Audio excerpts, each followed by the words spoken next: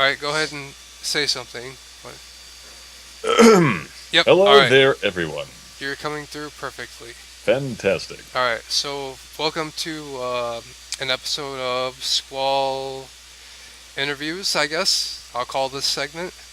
All right. I'm interviewing David Brushfire Hubbard, previously known for Overclocked After Dark, and also known for um, I don't really know. What else are you known for? Well, right now I am working with Nerdy Show Network. We produce, well, when I say we, I mean former remnants of OCAD are producing a show called Friday Night Fan Fiction. In which case, we take what we felt was the most well received part of Overclocked After Dark, and we retooled it to be just fan fiction related.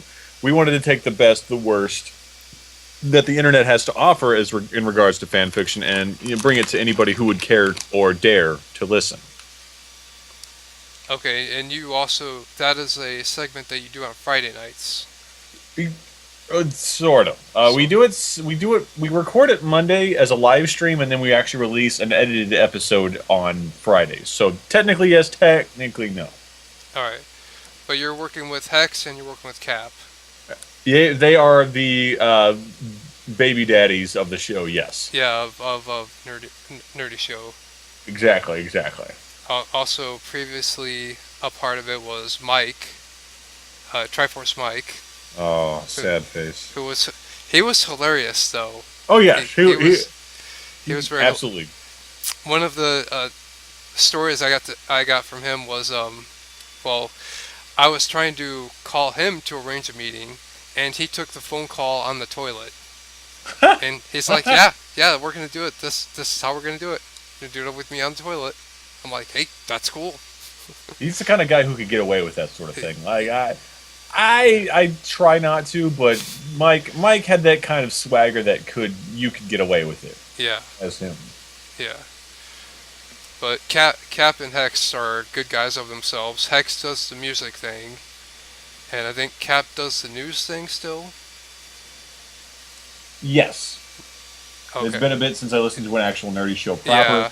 Don't tell him I said that; they might fire me. No. Well, tell Hex that he can't act like Donald Trump. I will do just that. I don't All know right. how far that will actually go, Yeah. though. I've spoken with Hex a couple times, but he's a good guy. Oh yeah, totally. Uh, all right. So now we can delve into the meat of the interview, which is why I Mm. asked you on here in the first place. Oh yes. Okay. In the past month or two, a couple of events happened that are important to us as gamers, us as culturists, if you will. I'm talking about E3, Hmm. and I'm talking about Comic Con, specifically the one that happened in San Diego. Now, Gamescom just wrapped up recently, but I don't really have anything regarding that. Alright, so we'll go into E3 first. Okay, so which shows of E3 did you watch? I watched pretty much every main keynote of the Sony, Microsoft, Ubisoft, EA, Square, and who was the last one? There was one other one there. Bethesda? Yes, Bethesda. Yeah, Bethesda. Bethesda. I think was the first show that they had on day zero, if I'm not mistaken. Yeah. It was a bit back, but reminiscing, I do remember Bethesda's show as well. A lot of people said that Bethesda did the best of that show. Uh, I do agree with that. How do you feel about it? I actually I actually disagree. Okay. Not because their show was bad or the products that they showed were bad. They showed what basically was two things. They showed two things in an iPhone game. They showed Fallout 4, which honestly everyone was expecting and everyone knew was going to be announced, but everyone acted like it was the second coming of Christ. And then they showed Doom 4. Doom 4 is a game that has been, I guess, being worked on for a while too. But Doom did not especially speak to me because Doom has that problem that games had circa 2004, 2005, where everything was just discovering light blooms. So nothing had color. Everything was brown. Like everything in Doom 4 was brown. And granted, you're in the bowels of hell, but look at games that took a little bit more liberal approach with hell, like Dante's Inferno that came out in 2007, 2006, somewhere around there. Mm-hmm. That game has boatloads of colors. Its color palette is actually pretty great, and it doesn't actually get brown until a place that would be appropriate to have the color brown all over the place. Yeah. Bayonetta is another good example. Exactly, like Bayonetta. Bayonetta's hellscape is actually really cool looking. Mm-hmm. And admittedly, it's a bit purple, but a lot of things in Bayonetta are purple. Yeah. So it's still more colorful than just this beige, boring scape. Yeah. But Fallout 4, everyone loves Fallout 4. I'm stoked for Fallout 4 as well. Honestly, I don't know a single person who is not excited for Fallout 4. I mean, are you? Yes, I'm very excited for Fallout 4. I want to get one of those Pip-Boys that they were special edition has with them. A lot of folks want to do that too. I was actually reading an interesting article. Bethesda went on to apologize because the people who are manufacturing the Pip-Boy actually cannot make any more. Like, they're tapped out resource-wise. So everything that they had, if you didn't get a chance to get it, you're not going to get one, is the bottom line that they said. Which kind of sucks because that thing is actually really freaking cool.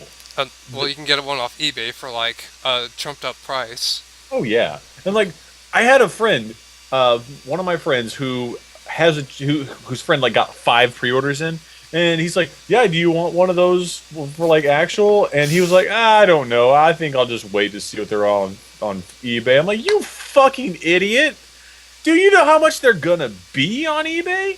Dude, they're gonna be expensive as shit. Just get one for regular price and then flip it for even more money. You wouldn't do it. You wouldn't do it, man. I have some idiot friends sometimes. We all do, Brushfire. We all do. Oh, indeed, indeed.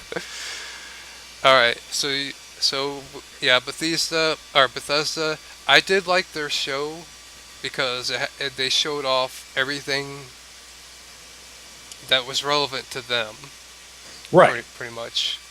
They didn't have any. They didn't have any crossover with other people's shows. Mm-hmm.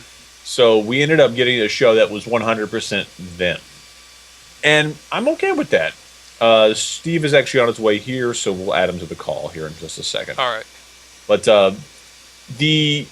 you're absolutely right. Like, Bethesda showed off everything that Bethesda had. They didn't have things from other developers because they paid to have them in their keynote or whatever. They actually had the people there, and it was good. It was real good. I was very happy about that.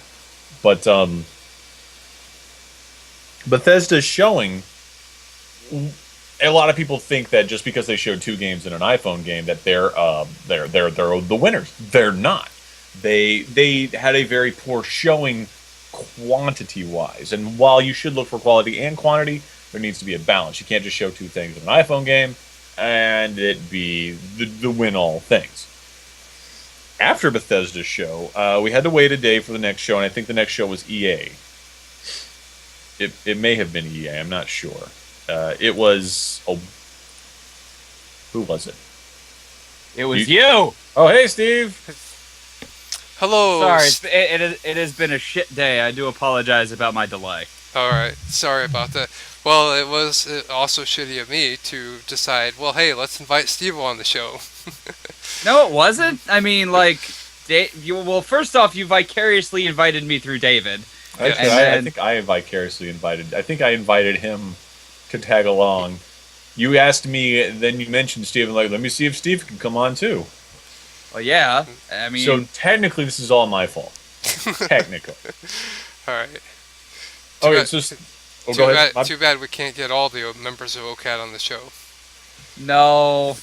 Devin's still living on the moon, and Logan's living in his dwarf fortress. Actually, it's funny you should mention that. I actually had Devin's in TeamSpeak right now. Oh, jeez. We were playing Duck Game.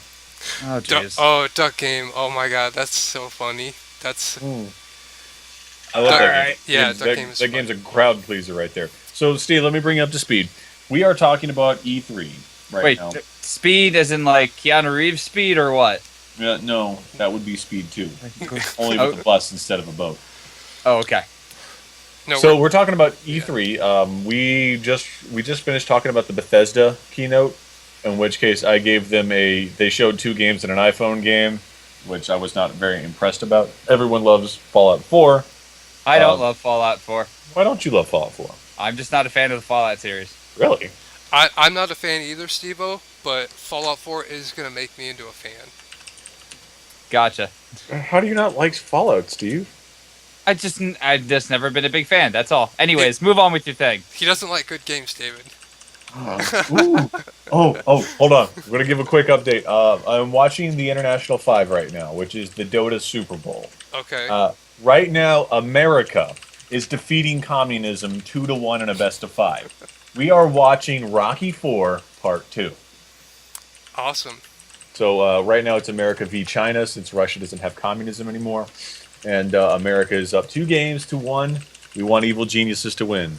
So, next keynote that was on the docket, I believe, was EA. Correct me if I'm wrong, Steve, or Squall. But the next keynote that I remember was EA's. They didn't show anything worth mentioning. They probably showed sports. They showed sports, which no real... I've never sport. I'm not sport. Tony Hawk's the most sport I get. Well, that was Activision. Oh, Activision did a note, too. Okay. Thank you for reminding me. We'll talk about that when we get there. Yeah. But EA is probably Madden. EA was Madden. EA was a 7-minute interview with Pele for soccer. And, America already doesn't care about soccer. Yeah, really. Like hardcore. That's why here, football Americano is just fucking football. Yeah, exactly. Or hand egg, as it's affectionately referred to by nerds. The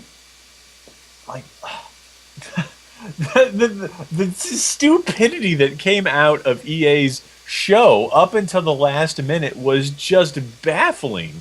They went on and on about sports, and most people who were there at E3 don't give any shits about sports games. Sports games, I'll give you this. Sports games are consistently the highest selling game of the year. FIFA Soccer sells more copies than any other game almost combined, just because of the worldwide appeal of soccer. Madden usually gets the number 3 spot. Number 2 usually goes to Call of Duty. But the actual games journalist or people that watch E3 do not care about sports games. They really should be downplayed or just put in a EA Sports. Hey, these are coming out this year again. So then they showed Battlefield. Oh yes, I heard about that. And Battlefield, I like Battlefield. Don't get me wrong, I like Battlefield more than I do Call of Duty as far as militaristic shooters go. That's like saying you like eating the shit out of the men's restroom more than you like eating the shit out of the women's restroom. Well, that's the thing. Most of the time, DICE puts a lot of effort into Battlefield games. Okay, fair point. DICE does put a lot of effort into any of the projects they normally do.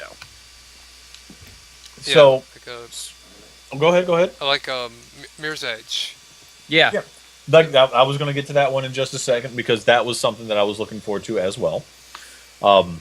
DICE, this is going to be the first year in probably forever that I'm not going to buy a Battlefield at all.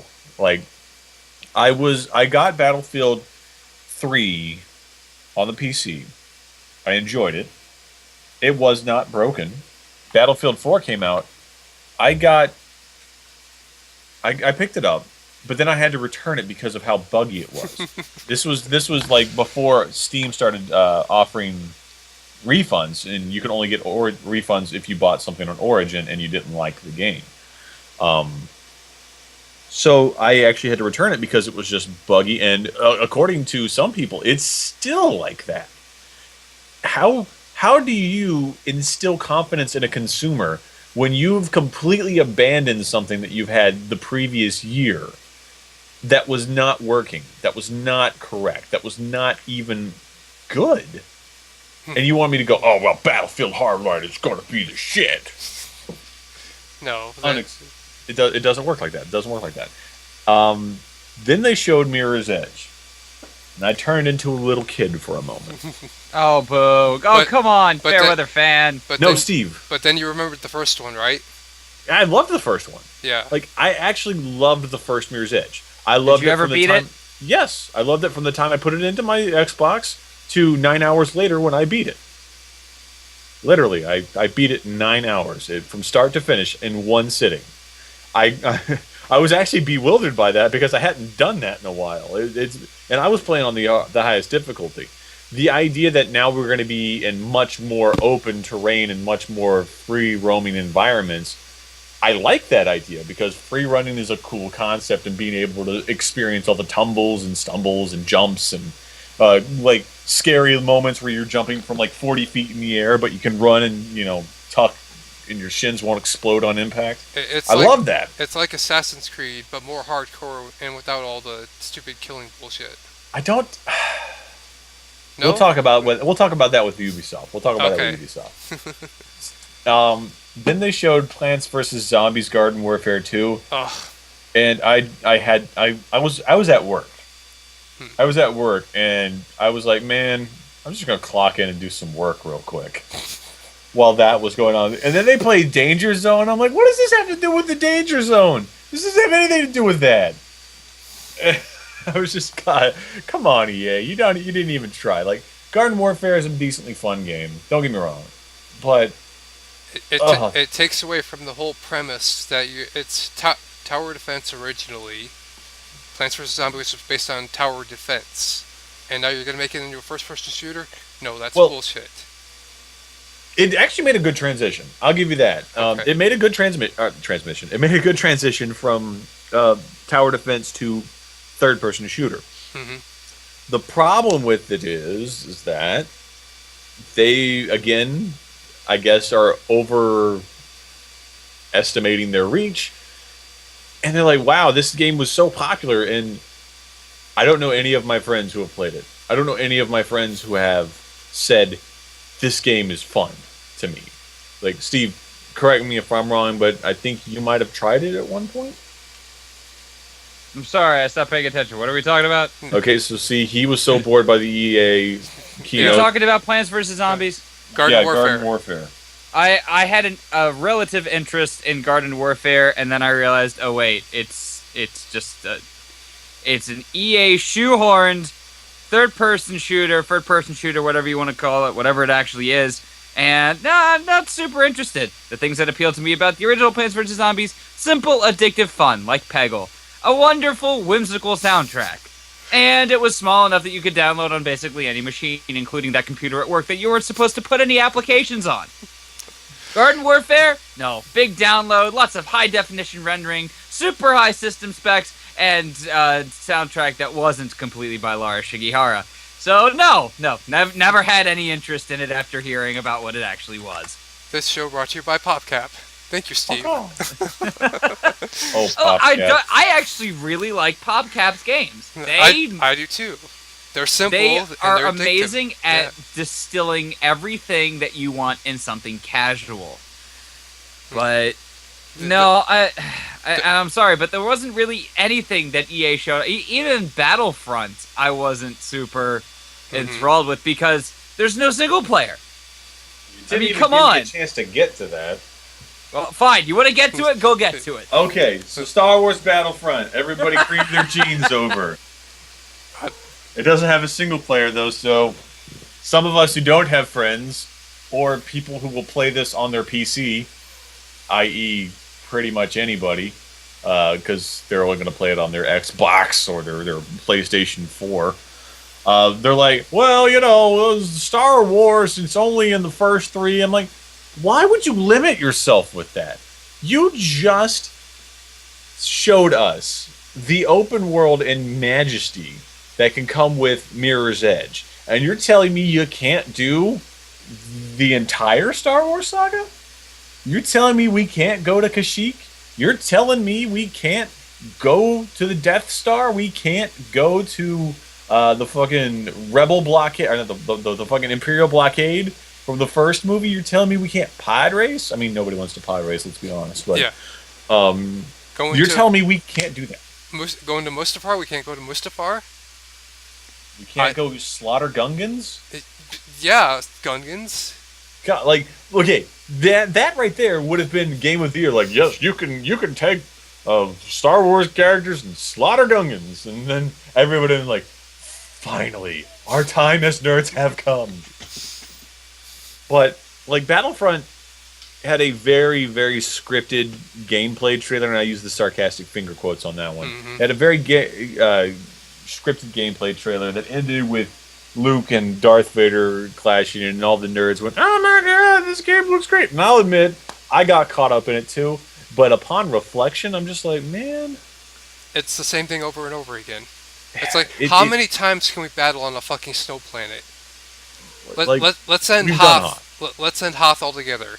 I'm tired of... We've done Hoth. You're absolutely right. We've done Hoth over and over and over again. There's only so many times you can get in a snowspeeder and take down an AT-AT before it loses its flavor. That's not true. I had played Star Wars Shadows of the Empire friggin' yesterday, and it still held up. I know you did, and then you named the ship ridiculous names. Oh, the Centennial Peregrine. Really, I want to travel to Brazil to see if some of those might actually exist. The bootleg for Star Wars is just the Daily Dove, like the short. Shark said on Twitter, the shorter in time span you get, the more they sound like periodicals for aviaries. Anyways, the horrible tangent. Are we recording this? Yes, we are, Stevo. Oh, God.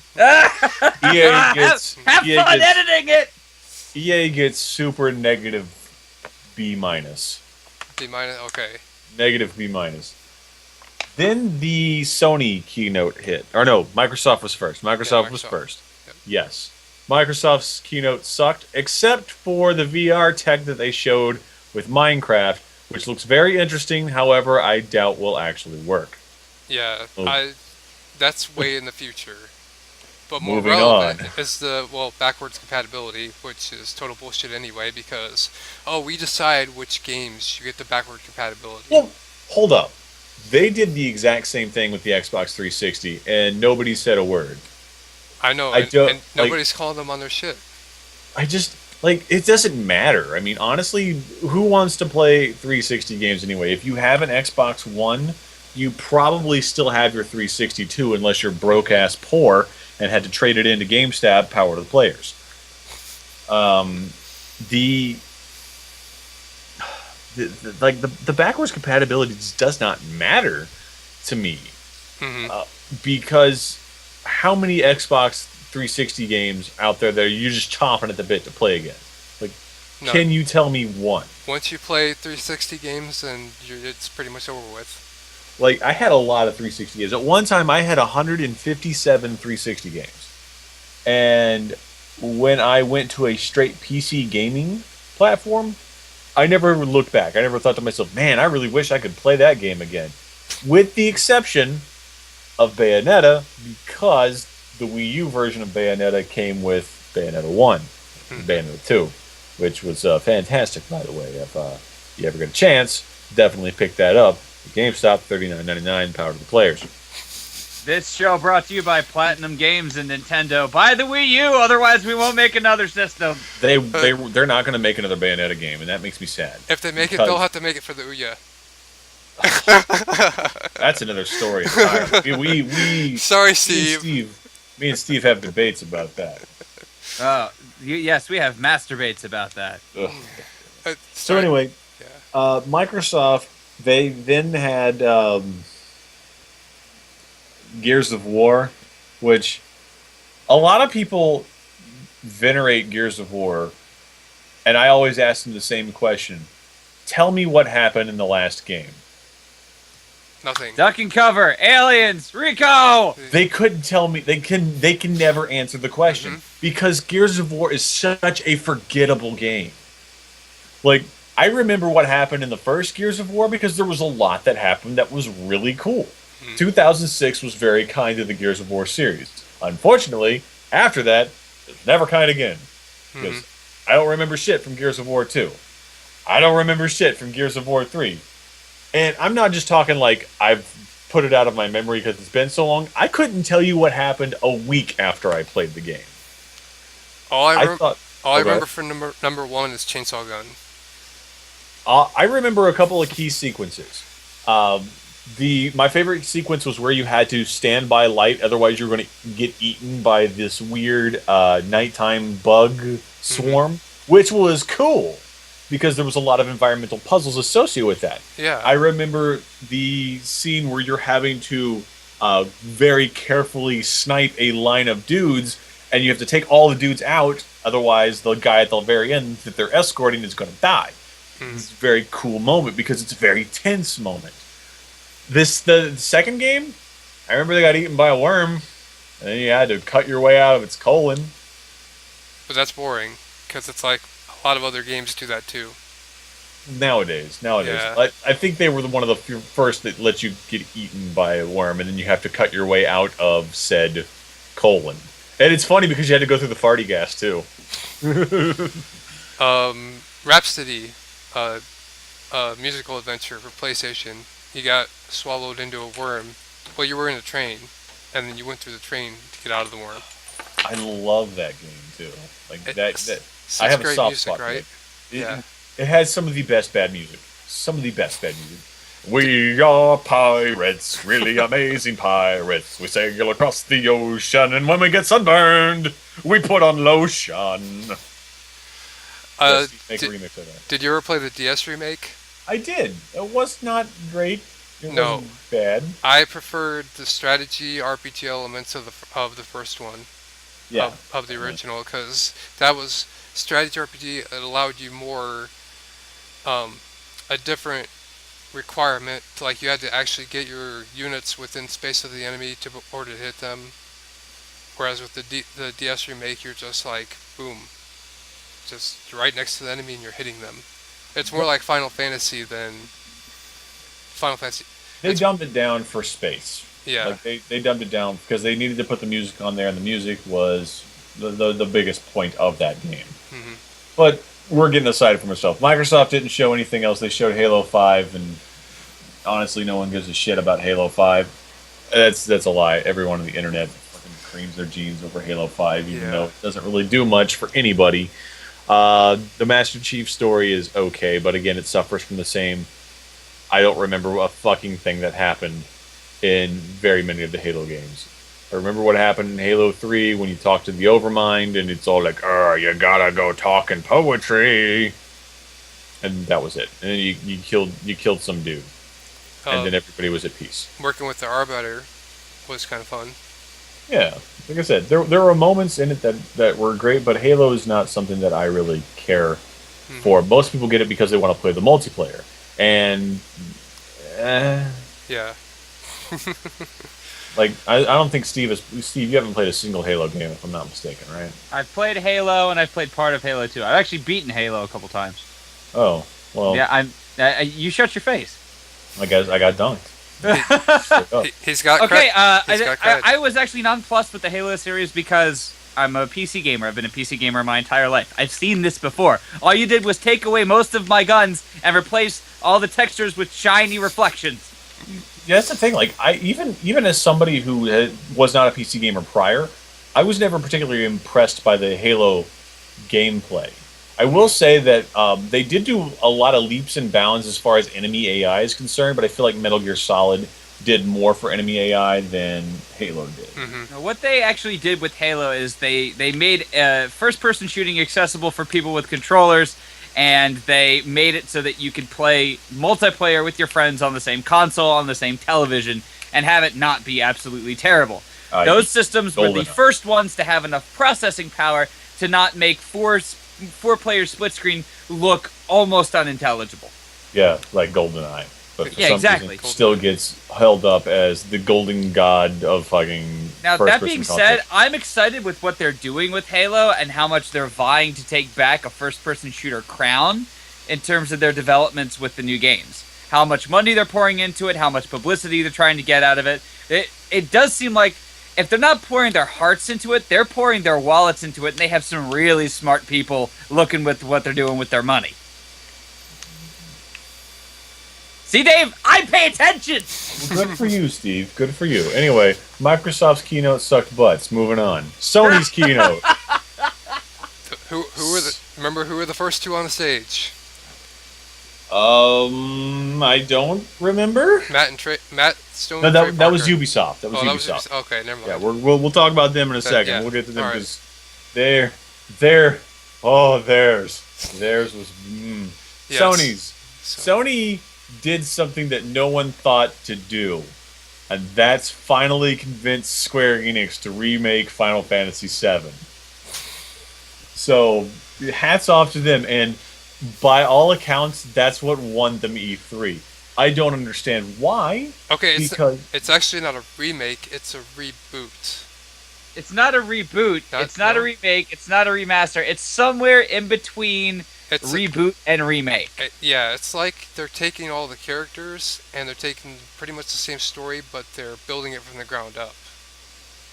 It's like they took the outline from the third grader and are doing it the way adults would do it. just Now, you know. Sony's announcement was also the one that talked about Shenmue, right? Yes. Okay. And how crowdfunding is trickery. Yes. It's so true. I mean, when they finally talked about that, and people are just you get this impression if something's going to be on Kickstarter, then at least a sizable chunk of the money that they need to make the game is going to come from Kickstarter. Unfortunately, so many companies are approaching it these days that Kickstarter is less of a money-generating machine, but more of a hype-generating machine. Mm-hmm. With Sony already basically promising publishing rights and everything for the game, it takes a lot of pressure off of a developer to have that kind of guarantee, whether or not a lot of the funds are going to be coming from people's pockets. Now, that being said, the same magic that they worked for convincing Square to remake Master Boot, Final Fantasy VII, they worked that magic with finally getting Shenmue out of Sega's friggin' stables to rot. Deathclaw. That Tony had been sent out to pasture a decade ago, and now it's being resuscitated. Miracle CPR from the angels. Shenmue 3 is going to be made. Like that. That's not. I can't call it a hat trick, but it feels so much like a hat trick. Well, we've got one more thing that you can call a hat trick, because you need 3 to make a hat trick, right? Yes, Dave, I'm leading you into this. The Last Guardian. Yeah, there you go. Everybody apparently really likes Ico and Shadow of the Colossus. I like Shadow of the Colossus. Ico is not great, but a lot of people really like it for some reason. And then Last Guardian, in which case you play as Atreyu and Falcor from the Neverending Story. And totally missing out on the Swamps of Sadness. Yeah, I mean, Artex was not there, so. And I'm just like, I don't care. You personally don't care. I looked at the gameplay and everybody was like, oh my god. Like, this looks like something that came out in 2006.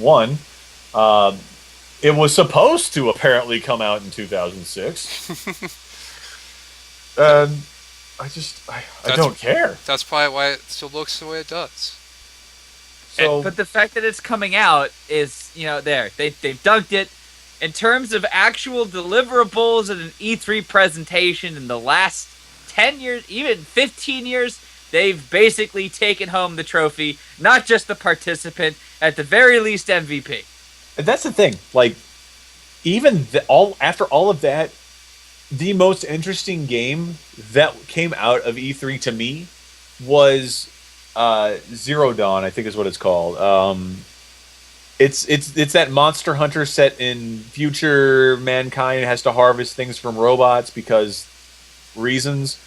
That game looks really cool, and I want that game. I don't have a PlayStation. I don't plan on playing a PlayStation, but I would want that game. That game looked that good to me. I am eagerly awaiting Sony to announce that they're bringing back the Pepsi Man game series and are going to reboot it on the PlayStation 4. It's not gonna happen. I know.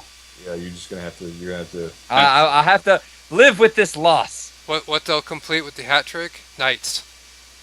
No, okay. In all honesty, Knights, every single time they've tried to do something with it outside of a small cameo in the last couple of years, in the last couple instances, they've botched it up in some minor or major way.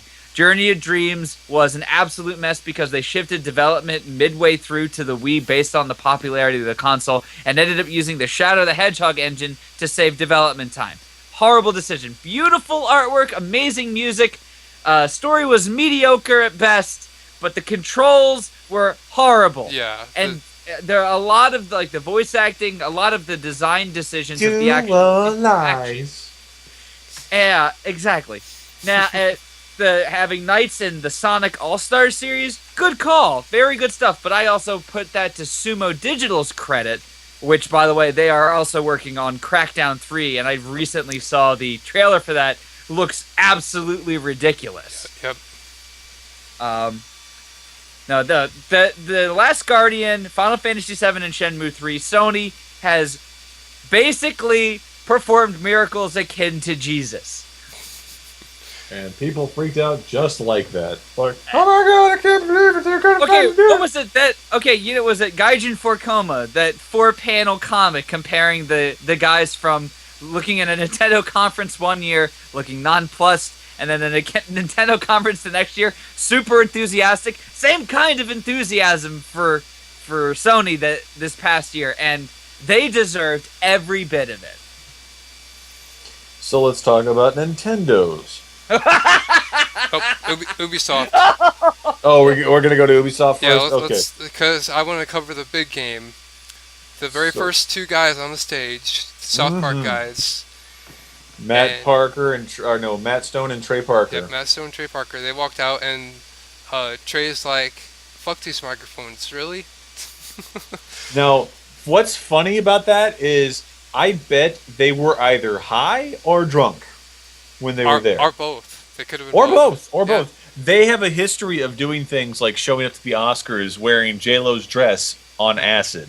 Yeah. So I bet they were stoned out of their gourd because there's no way that they would have done that and gone like, yeah, this is something we sanction. They were given a shitload of money by Ubisoft to show up, and they're like, let's get drunk and fucking just go, all right? And they're like, yeah, let's do that.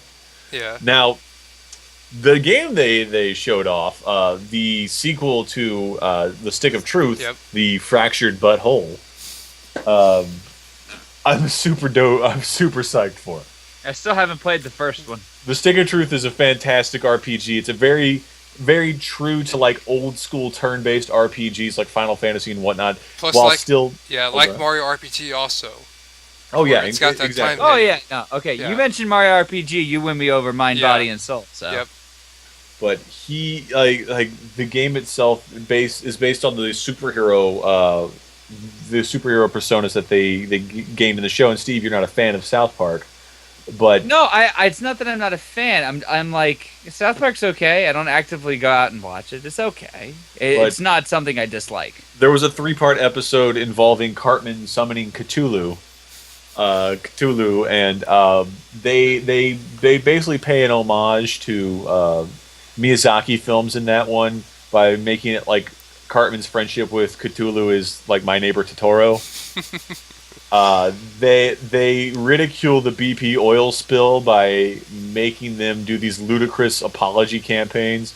It delves into the mythos of why Kenny dies in several instances and is fine the next day, and is just one of those absurd, like super interesting multi-part episodes of South Park that really you shouldn't laugh at, but you can't help it because it's just so on point. It's one of South Park's best, and they write something. They're writing the new game about it. The previous game was based on their love of like Lord of the Rings and Game of Thrones and shit. Mm-hmm. So Now, Dave, tell me how you feel about Just Dance 2016 and its subscription service. oh my god, dude! Did you see that routine that guy did? Oh. Whoever he was. Like Okay. he was like, I'm gonna sing a song, and I'm like, who the hell are you? This is something we don't need to talk about because nobody should ever give a fuck about those games. Like No. Just Dance is a great series for people who want to do dancing simulation. It gets you up, it gets you active, it teaches you, like, for people who want to learn how to dance and people who want to have some exercise while engaging in a video game-like activity, they're great. I hate subscription services. I hate them with a passion. I don't hate Like- subscription services. I just don't like the idea of having to pay Spotify to give me Just Dance songs. Yeah, okay. Okay. Let me clarify then. I like subscription services where I feel like I'm getting what I pay for. Amazon Prime, Yeah. good subscription service.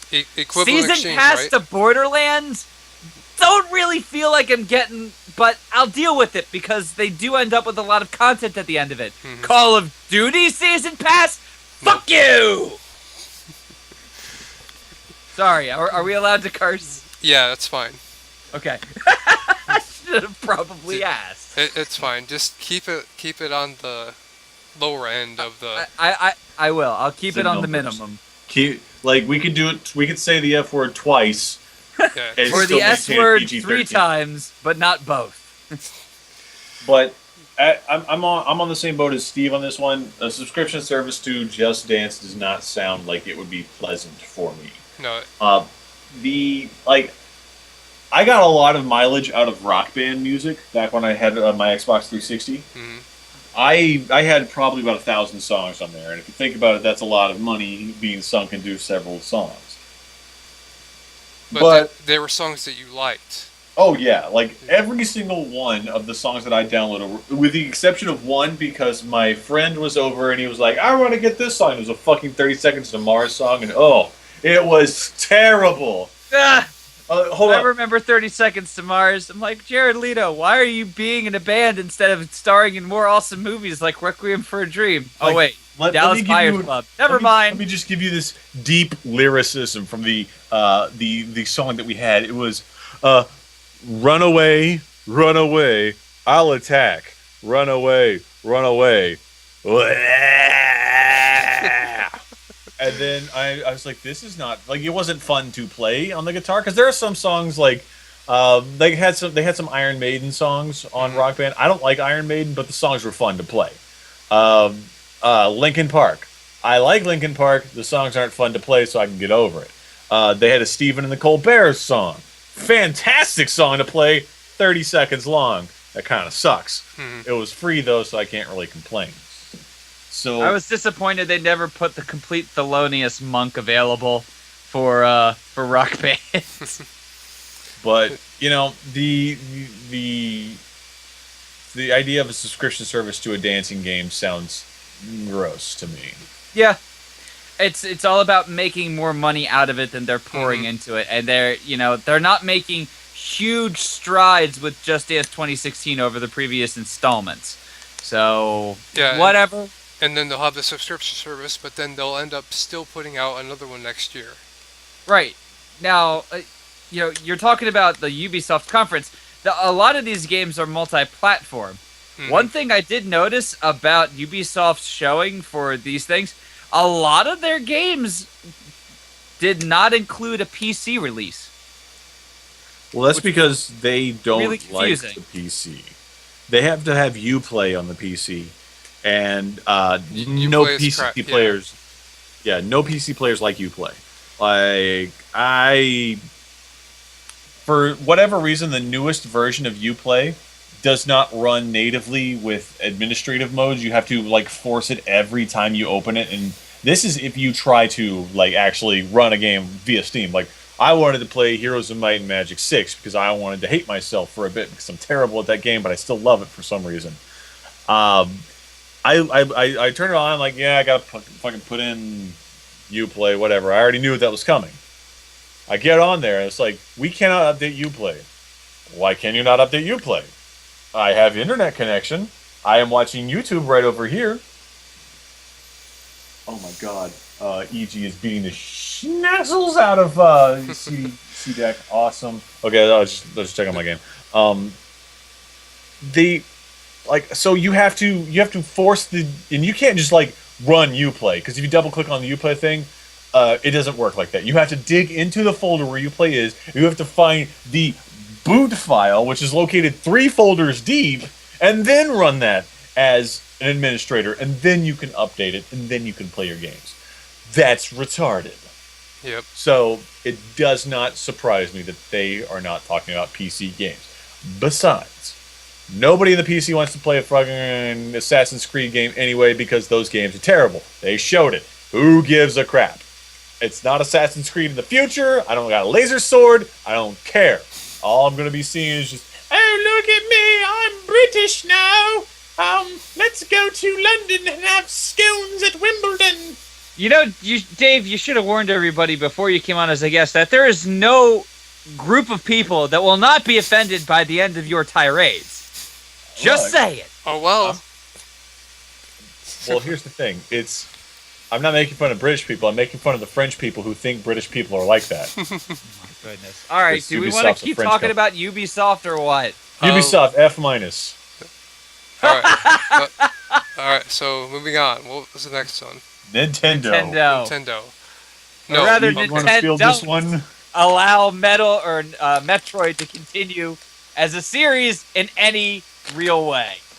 Yes. Okay, so Nintendo had two expectations of mine. I wanted a new Star Fox game. I wanted a new Metroid game. Okay, They got it half right. Yeah, they got. Well, both of those properties are in the works. It's just the Metroid game is probably going to turn up to be crap, just like other M was. Alright. I will say this,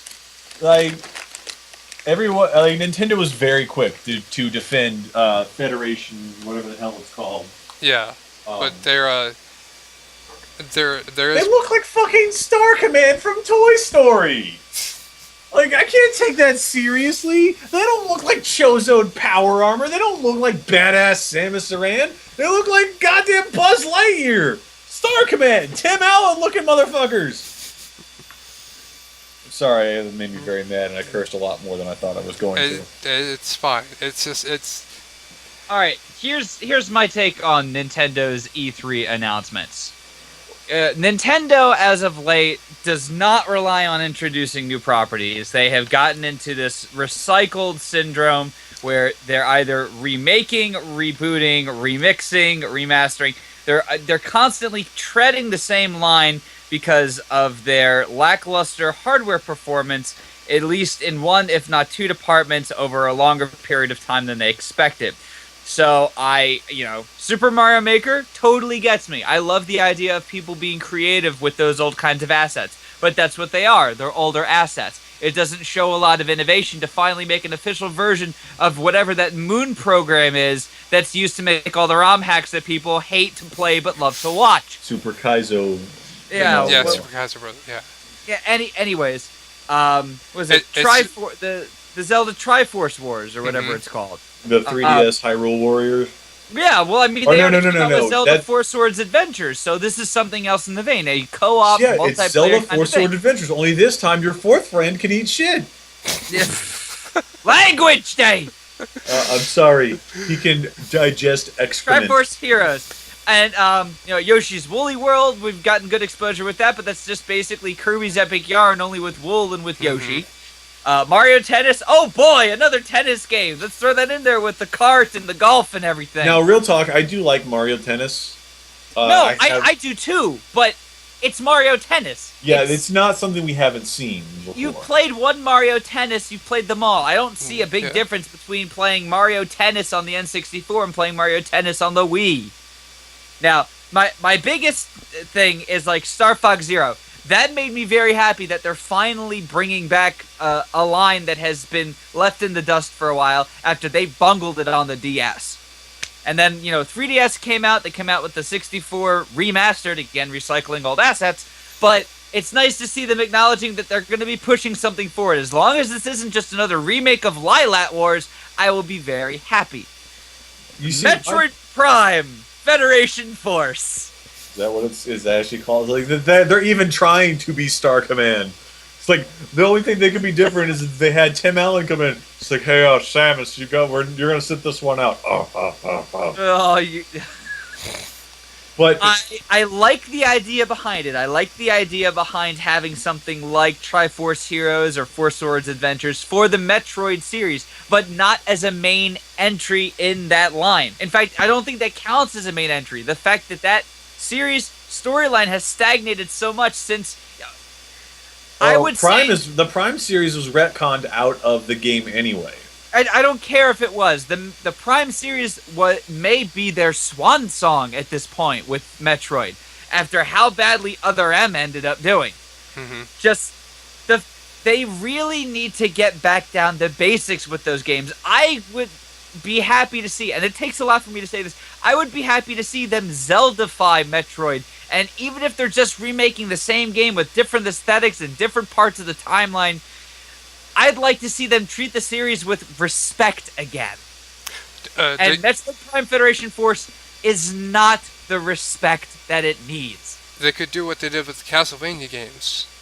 Yes, they could. The Castlevania series on the DS, absolutely phenomenal. Yeah. The Castlevania series on the console, weird 3D kind of stuff, but still acceptable. You could still tell that there was a passion in it for the material, somehow.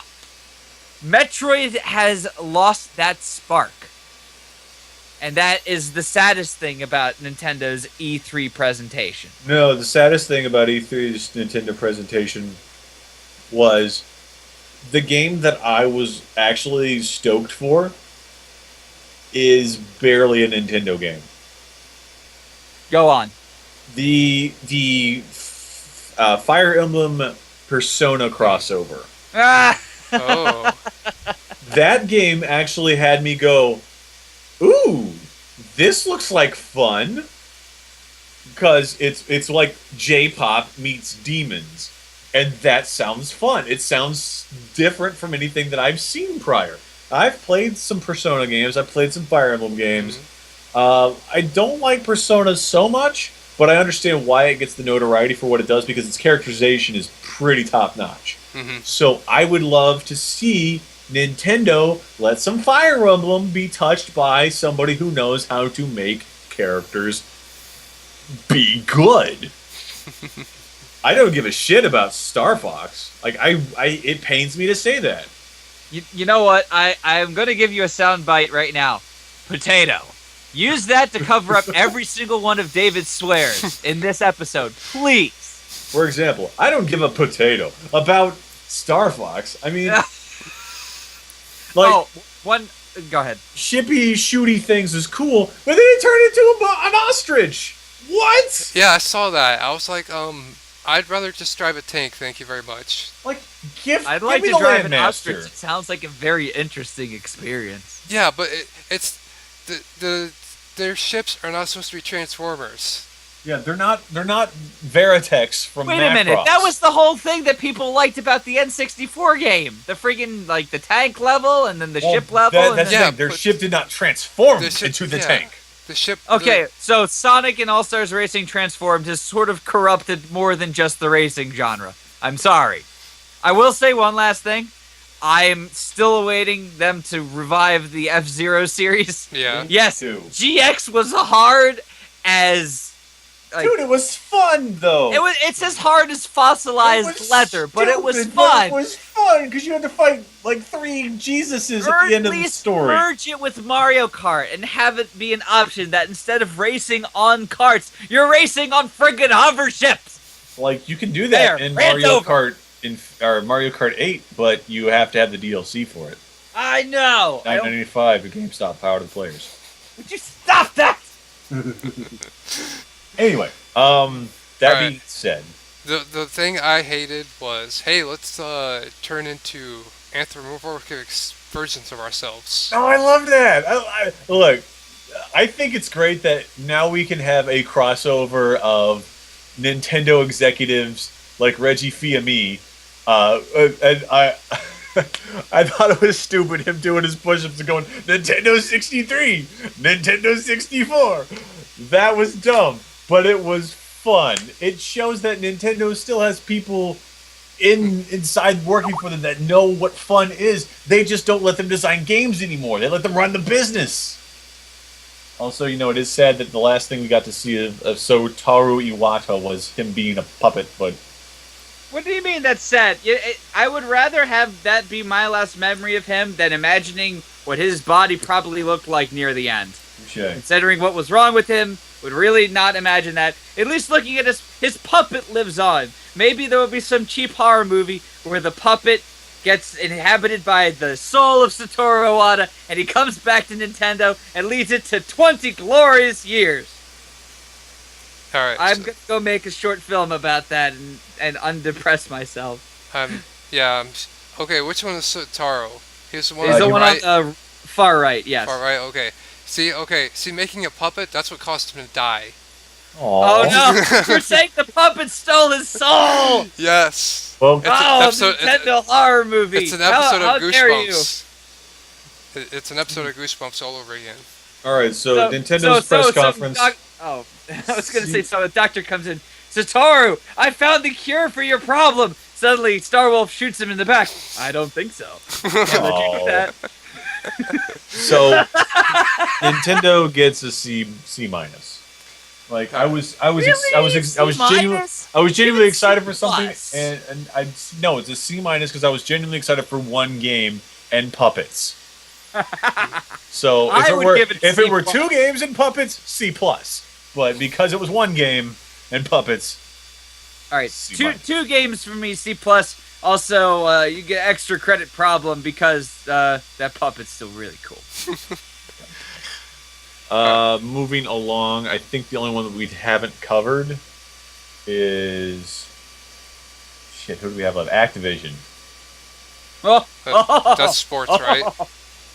No, it's Call of Duty and Tony Hawk, and they didn't show shit about Tony Hawk. Wait, I thought wasn't that where they announced that they're also bringing back Guitar Hero? Oh god, I don't care about that. I super don't care about that. Like, they did it after Harmonix went on Facebook recently. They're like, what kind of interest would you have in a Rock Band 4 game? And on what system would you want to get it? And I'm like, I don't see a choice for PC here. Grave oversight. Please answer my question. All right. Why? Thanks to my careful analytical notes, otherwise known as Googling Activision's E3 conference, it looks like one of the biggest things that was announced is the crossover that Donkey Kong and Bowser are going to be in Skylanders Superchargers. Oh. Yay. Who cares? I forgot they did toys. That's right. They pimped toys for like the first half of their thing. Then they showed the other toys that kids would enjoy, Call of Duty. Well, wait, they announced a Transformers game. Wasn't that good for you? No. Okay. Because it's gonna be crap. It's been crap ever since that one game, really good game that they put out. Fall of Cybertron. They have, like, the people who are developing that game. It's a G1 Transformers game, and I'm still here waiting for a decent Beast Wars game because the last time we had one of those was the PS1, and oh god, was it bad? Yeah, 64 version was pretty much the same. Okay, the only thing I liked out of Activision's conference was the King's Quest thing. I don't give a shit about that. I like King's Quest. I like King's Quest, Police Quest, Space Quest, or whatever it's called. Speedway Squad. Zork's Quest. Zork is a great series. So hard, but really fun to read, regardless. Anyways, King's Quest was the only thing that got me excited, even remotely in my loins during Activision's thing. I was aggressively flaccid during Activision's E3 presentation. They got to Call of Duty. I'm like, oh, this is just Titanfall. Because it was literally Titanfall. Like, Call of Duty Black Ops 3. This is gonna be the best game we've ever made. I'm like, this is running the same engine as your last 2 games, and also it's Titanfall. And then they stared back at me. I was gonna say they also had a bunch of stuff about Destiny or whatever. Okay, 2 of our friends on Facebook like that game. 2. I have. Wait, which 2? Adam's one of them. I'm not friends with Adam. It's Beast Raids and Dime. Okay. Both those guys like Destiny. I have 219 friends on Facebook. 2 people means 1% of people out there in the world like Destiny. Well, take into account you're also friends with family members, so Okay, we'll give them. Well, I'll give you 5%. Okay, Yeah. 5%. That's 5% of gamers like Destiny. That's a tiny number right there. That game's boring. It's a boring Borderlands. It's a gear grinding game that's not fun. That's pitifully written. Like they're like, look out, it's a ghost. Watch out for the Queen's Guard. Like what's the Queen's Hello, Guard? my name is Peter Dinklage. I'll be your personal assistant. Oh, he got fired. Yeah, he got. from that. They're replacing him with Nolan North. What? Yes. Admittedly, Nolan North is probably going to be more fun because at least then he'll do the Deadpool voice. He'll be like, hey, guy down there, you're doing real good. This game's boring. So that one gets an F minus. All right. So that was my first 2 questions. Okay. So I have 2 questions for you guys. Would you ever go to an E3? Yeah, totally. Personally, probably not. Nerdy And I'll tell you Show- why once David gives his reasoning for yes. Okay. Nerdy Show gets to go to E3, and being that I actually love games, and I know why Steve might not. I'm gonna let him explain it, but I love games enough to where I can see like the good in the marketing. I can see the good in letting people know, and I actually can get excited for it. I am also of the mindset that if your stuff does not impress, then you are a bad presenter, and you do not deserve to be exemplar because you showed one game and 8 other games you had in your lineup were terrible. And I want to be there firsthand and watch them crash and burn on the stage. I wouldn't go because I've been burned out on conventions at this point. After all of the cons I've gone through, I've just been spoiled by the idea of going to hang out with friends and put on presentations and enjoy presentations and just relax with people. I hate lines. I've never liked lines. I've never liked feeling pressured in order to take advantage of time. I'm horrible at arcades in that respect. I'm not normally a member of the hype train. I have a lot of suspicion when people announce stuff ever since I was screwed over by the 2007 E3 announcements. What happened those days? Oh, that was when they had the very infamous, what was it? PlayStation 3 Killzone in-game trailer. And it was all pre-rendered. And they had claimed that was running live on a PlayStation 3, and it was not. And that really got to me. I don't like deceit. I do not like overhyping things. Anyways. So I have a feeling that not only would I be a poor person to take up those seats of, the journalists who would be willing to pay $20,000 to get to E3 or whatever, but I just wouldn't enjoy myself.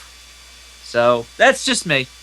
I like PAX where it's not just a display of what's coming up. It's a display of what's coming up along with appreciation of fans and lots of other activities that can range from the super mega elite celebrity status telling you why you'll never make video games down to you guys just, sitting around in a corner playing Rock Band randomly with some chick that looks like Poison from Streets of Rage. Or is that Final Fight? Beautiful for spacious skies. You get my meaning, right? Or amber waves of grain. There needs to be more shows like PAX.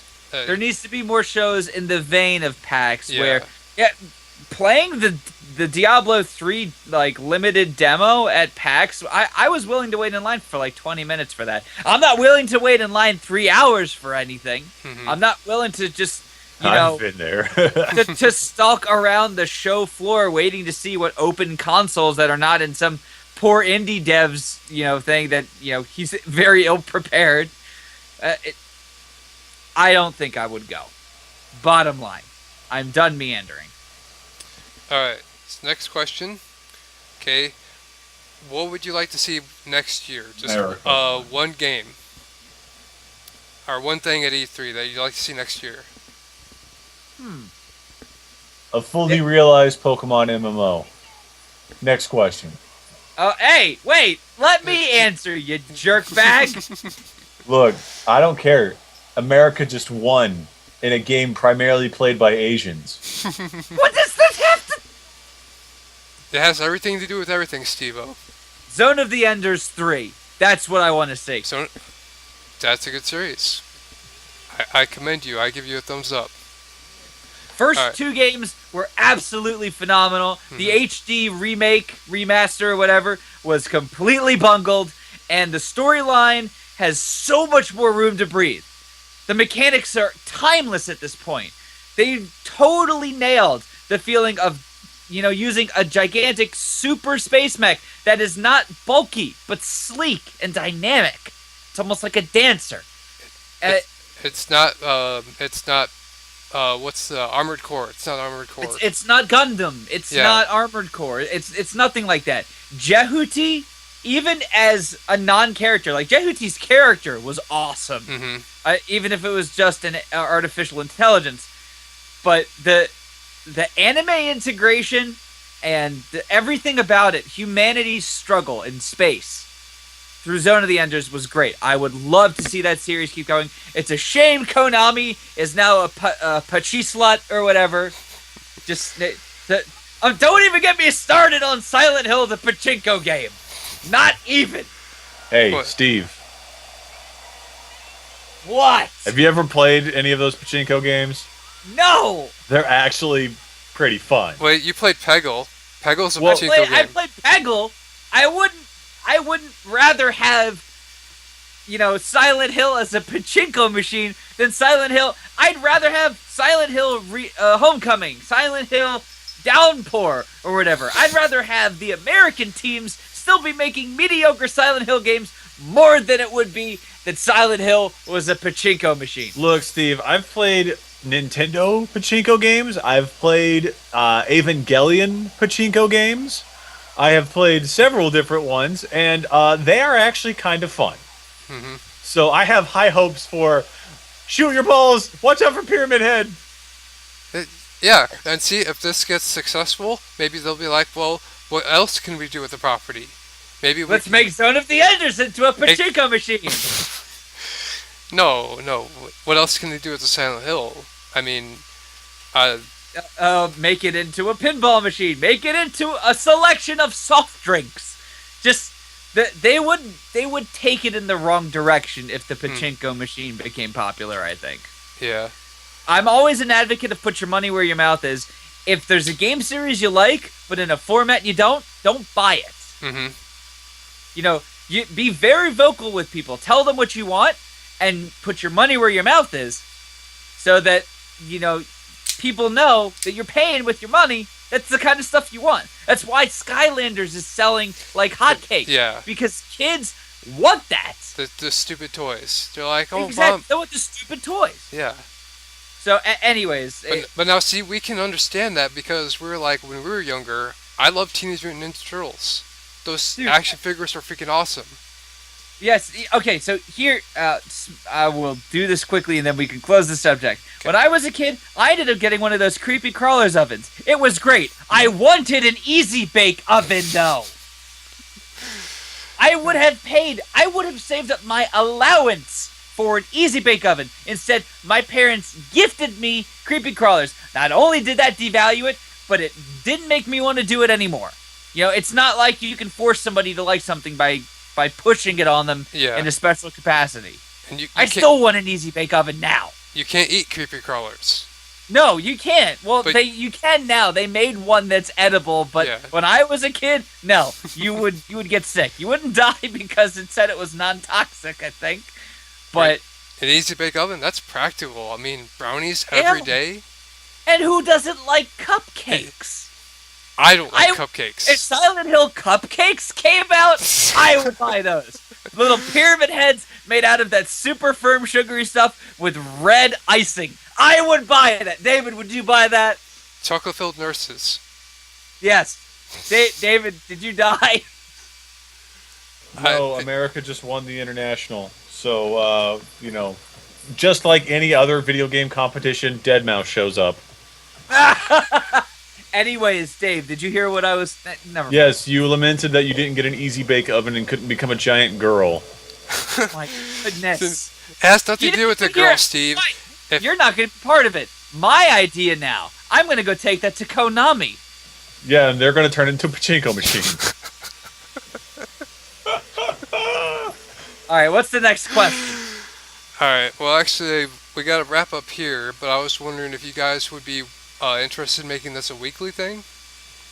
I don't know if we'd want to do it weekly. Okay. Right now, we're looking at recreating OCAD, but not as OCAD. It would probably not have Devin in it. It would be David, myself, Trench, and Tony, our stream team. But we would be doing an off-the-cuff, sort of meandering, topical humor kind of deal. Don't know if we'd be doing songs or whatever. But we were looking at doing that either monthly or every other month. I'm down for doing one-off episodes of something like this. I don't think I could commit to another weekly obligation. Okay, that's fine. Because So- we still have to go into Comic-Con, but that's really... We could do it whenever there's a big convention around. I'm fine doing it as a non-predictable thing. You come up Okay. with a convention that we pay attention to, we will be happy to give in our opinions and shit on everybody.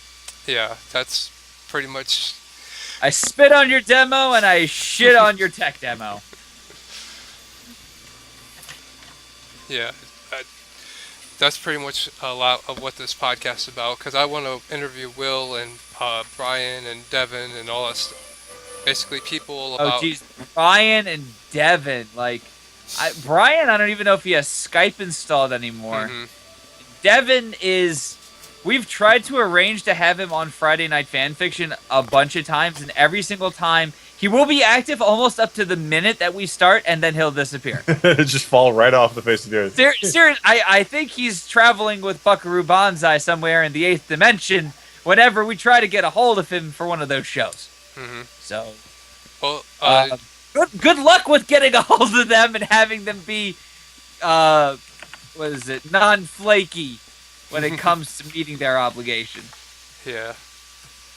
I'm fine with getting like a reunion with Beth or with Will or with Audie. I don't care, but I hate organizing that stuff because I can't deal with people like that. Yeah. I hate Audie, though. You really? I do not like Audie. He just seems... He's a pretentious douchebag. Yeah, but he's so adorable that way. Okay, that's he's just... a pretentious douchebag who, for some reason, really likes Taco Bell. Yeah. Okay. Audie and my friendship sort of shares a very odd level, but I get what you mean. He is not everyone's cup of tea. He can be very abrasive in a lot of respects, and abrasive almost to the point of narcissism. Yes. Yeah. So I can understand that, but that's not how I look at him. Anyways, so Alright. yeah, so Audie's out there. Alright. Well, we won't worry about Comic-Con. Maybe within the next couple weeks. Because right now this is a temporary setup. So maybe once I'm permanently more established... Sure. I'll let I you mean, guys- I know PAX is also coming up soon. Orlando Nerdfest was this past weekend, but that's just a music festival. MagFest is coming up. MagFest Classic is coming up, but I don't think okay. we're going to have a lot to talk about there. I don't even know if I'm going yet. I submitted for a fanfiction panel. They had a small Twitter feud with me about how, they just closed submissions right before I was about to submit. Of course. I do like their I did social see that. media. Yeah. Yeah. I've also been invited to join for the OCR panel, but that weekend I might be working. Anyways, I do apologize again for not being on time. I'm super sorry about that. Hopefully I didn't miss too much. We're not on any... Well, we are on a time deficit, but it's fine. But anyway, okay, well... Yeah, just touch base with David. He'll organize shit with me. Yeah, thank you for coming on, Stevo. Thank you for being My a guest. pleasure. David, you are my agent from now on. No problem. I got it right here. Here's a story for you. Steve comes on the show with I Brett. said agent, not newsy. Oh, Also, it's a pleasure to finally like to chit chat with you like this and to see what you look like for once. Yeah. So, anyways, Beard. well, yeah, I don't exactly. have as I don't have as epic beard as you do, but No, but you're growing something, and it's the effort that matters, man. yes. That beard may be small, I know, but it is your beard. It is not our own. Just to rip off some motivational lyrics that people seem to misquote every time. All right, and- I'm going to bed. Good night, you guys. Yeah. good night. And David can't grow a beard. I can grow some of it. Get off my back, guys. Oh. Well, All right. Yeah, man. Thanks for having us on, dude. Yeah, thank you for coming on, David, and thank you for helping shoehorn Steve into this. No problem, bro. No It problem. was good hearing your opinions about stuff. Oh, I've got lots of them, sir. I got lots of them. And Just in the future, if you find I've been going on for too long, just say, "Hey, Dave, shut up for a second." All right, so this is the end of Squall interviews, and say bye, David, I guess. Bye, David. Bye, David.